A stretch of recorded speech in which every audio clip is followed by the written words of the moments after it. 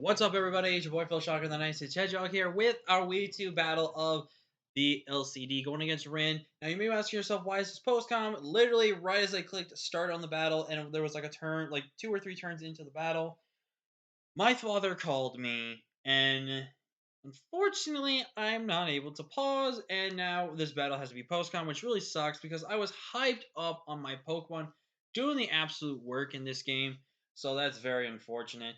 But you guys are excited still for this battle as we try to bounce back after a decently hard loss last week. Again, it was really bad matchup, and the team we just had to break from bulk. It was just really annoying, but this is the new type of format that we're gonna get used to, and we got to just prove ourselves to just be able to play around it. So we're gonna give it another go around here for week 2, and hopefully have a good matchup against Rin. Never played Rin, I believe, so this is looking forward to be a great matchup. So with that being said, let's get into this matchup. Before we also do that, though, hit the like button if you haven't already. Subscribe if you are new. Join the Phil Shocker crew today because you'll be feeling the real. Now I've been getting a lot of likes, views, and support lately on my channel. Thank you all so much. It really does mean a lot. It keeps the drive to keep giving you guys some content here, and really does mean a lot to me. You guys actually don't know how much content creators like me really do appreciate support like that. It really keeps me motivated, and really just knows that I'm making some really good content for you guys. So looking at Rin's team, of the stuff we predicted, definitely there is the Thunderous and the Finny. Cofagrigus, which kind of made sense, but kind of didn't in some ways. Hydreigon, which I think could have easily come in this matchup. I think, again, Double Dark would have been a good matchup against me. Um, so no Malamar. They did bring Hippo. Hippo, like I said, was something that could have potentially been brought against me. I definitely would not have hated it against me. Probass, I'm very surprised came against us in that aspect. But again, like I said, Hydreigon could have easily fit in the Malamar slot. Hippo could have definitely potentially came. I was more surprised not to see Mega Sceptile or Mesprit. The one I'm probably more surprised at is Mega Sceptile because again, that outsped my entire team. So I don't really understand that, but it's fine by this. Obviously, if Ren watches the video and tells me, obviously, but also if we talk in the post game discussion stuff, obviously they'll decide that. But again, I was very surprised not to see that that Mon, but hey, we're gonna go with this. But so looking at this, my Mons, he can really do a lot of work. Houndoom goes in this matchup. Bulu can really go in. Once I weaken down Thunderous, if I get an SD off, I can pretty much just spam Horn Leech against this team. If I also weaken down the Cofagrigus, I can pretty much spam Horn Leech. Again, and there's only really one time I might have to click Mega Horn against the Hydreigon. My Regieleki looks incredible this game. 100% does. And my Dragapult pretty much can just claim KOs. The one thing I have to find out first is that Hydreigon Scarf, and I also need to find out if any of his Mons kind of carrying berries and stuff like that. So there's that. Gyarados I also really like in this matchup because Gyarados can pretty much have +1, outspeed everything if anything else is not Scarf, and pretty much just claims a KO every single time, forcing Mons out. So really do like the team this week. So let's go ahead and get into the battle. So first off, I lead off with my Regieleki. He leads off with his Probopass here.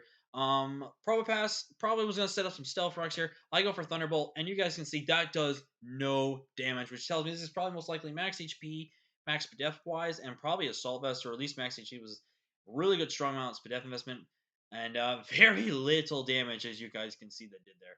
So, the Lucky right there. Lucky decides to go for the Volt Switcher, which unfortunately crits us, but it's obviously not that much damage. In comes Powder, which does reveal to be Primordial Sea. I go right into my Gyarados, as they actually make the double into the Probopass, which very good read on my opponent's part, knowing I was going to probably most likely bring in my Bulu and or my Gyarados here at this point in time, which was very smart on their idea. And they bring in Cofagrigus, which then reveals to be Dauntless Shield, which if any ability I was going to see potentially against me with Cofagrigus, I definitely think Dauntless Shield made a lot of sense because my team definitely has a good, strong physical aspect versus a special aspect. As I go for the Dragons here. Now, the play I was thinking was this. I either risk getting burnt and having neutral attack with my Tsunami, or I go for a Aqua Tail and see how much damage I'm going to do. More than likely, I only would have done around 20 to some percent.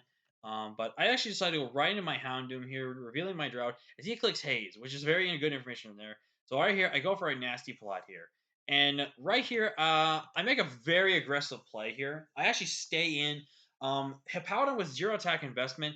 It is a roll in it's about a 60-40 roll. 60% of the time, I should theoretically live, but 40% of the chance I can die.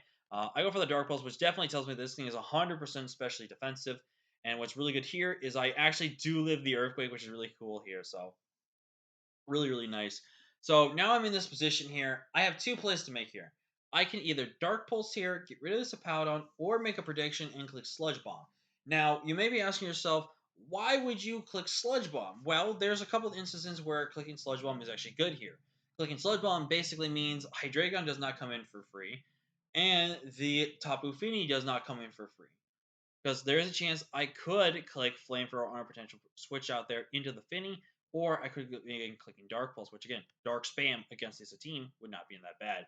So I make a very solid play. I actually decided to go for Sludge Bomb. We catch the Finny, and it just straight knocks the Finny out. And this is where I reveal Destiny Bond. And that is where the game really checks. Because that, if you guys not know, that thing had a regenerator with Assault Vest, so that was very much annoying and just dumb. And again, I slapped a Destiny Bond on there just for the fact of an instance like that where I just knew my opponent was going to take advantage of an easy kill. Because more likely in that scenario, they always live the one hit. Unless I flinch them, there is no way they can be able to beat this thing and have to constantly keep swapping out. I click Destiny Bond in that position knowing that my Houndoom is not going to do anything. If that Hippo gets up rocks or this Powerball Pass gets up rocks, there's no point in saving this thing. So I valiantly sacrifice Houndoom, but Houndoom gets 2 KOs, although the two most defensive one of the two main defensive pieces to his team right there. And Rin does say it's toxic.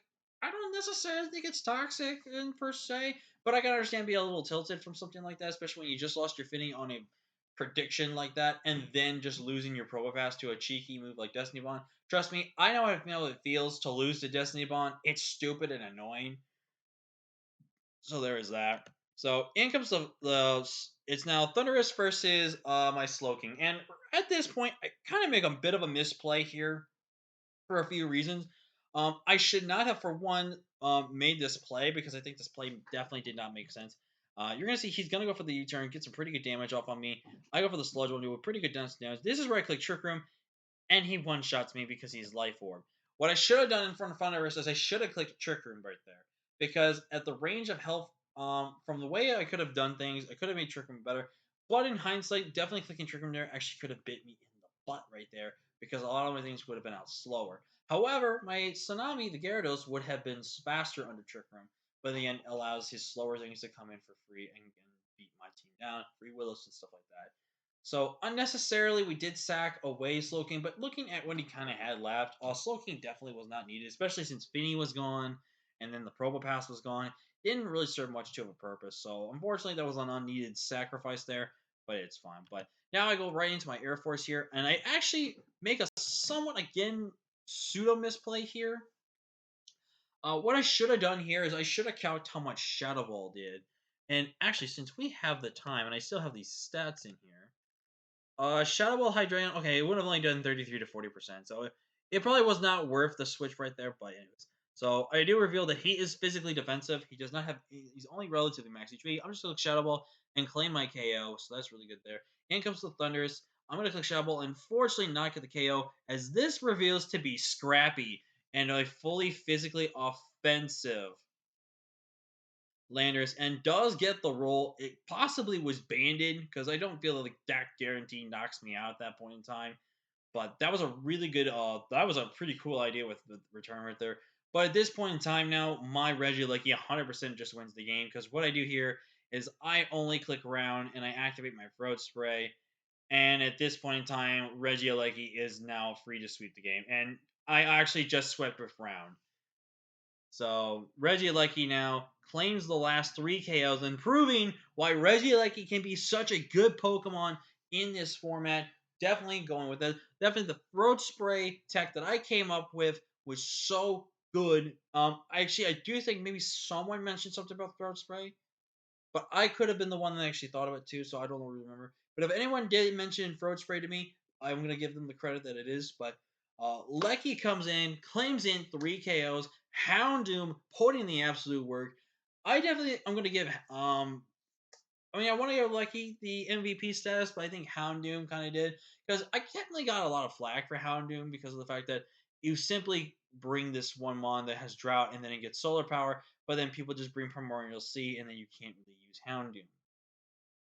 I definitely think I proved Houndoom can be super good, even with crippled its abilities, and just amazingly how we just used it. So definitely think I proved Houndoom right here. So I definitely think, but I think the fact that we can title a video where Regieleki sweeps with round or I sweep with round, I think that's more fitting. But yeah, but GG's to Rin.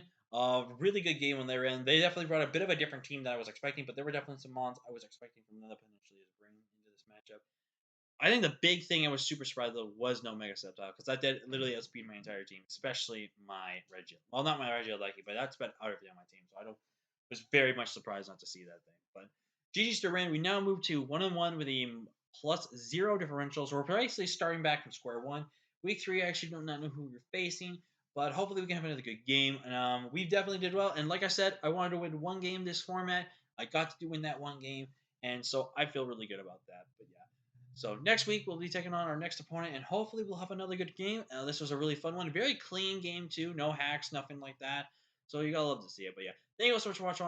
Bleh. Thank you all so much for watching. Leave a like if you haven't already. Subscribe if you're new. Join the Fish Striker crew today because you'll be feeling with King of the Crew. And with that being said, I will see you guys next time. And until next time, everybody, peace.